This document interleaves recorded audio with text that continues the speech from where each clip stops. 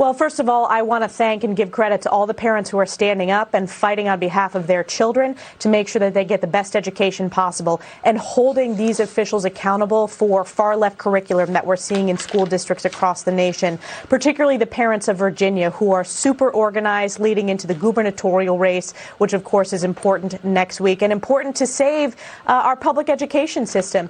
It is required by law. We passed this on a bipartisan basis when Republicans were in the majority that the Department of Education and school districts are required to share the curriculum with parents, that there is an engagement policy with parents. That is the exact opposite than what the Biden administration Department of Justice has announced, which has said that they are considering parents who speak out regarding education issues for their children to be domestic terrorists. That is illegal. We are going to hold them accountable. And what's interesting, Maria, is when we reached out to the Department of Education, they were not even aware that this was in law. This was part of the K through 12 education reauthorization bill that we passed on a nearly unanimous basis when Republicans were in the majority. So by law, parents are allowed and should be engaged in their kids' education, and schools are required to have a parental engagement policy and required to get parental feedback when it comes to curriculum development. So they're breaking the law in Virginia.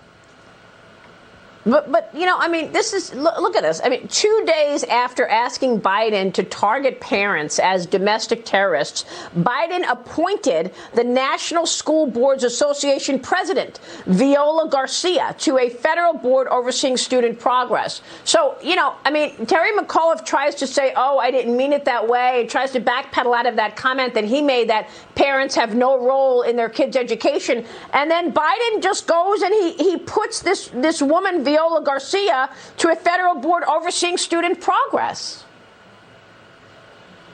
It's ridiculous. And when it comes to Terry McAuliffe, he meant what he said. It was not the only time he said that parents should have no role in their children's education. He has said it over and over and over again. That's why his poll numbers are plummeting. That's why there's such high energy, particularly in the suburbs, where we have seen just outrageous overreach and, frankly, cover-ups that we've seen in Loudoun County when there are serious, serious public health, public safety issues happening in our schools.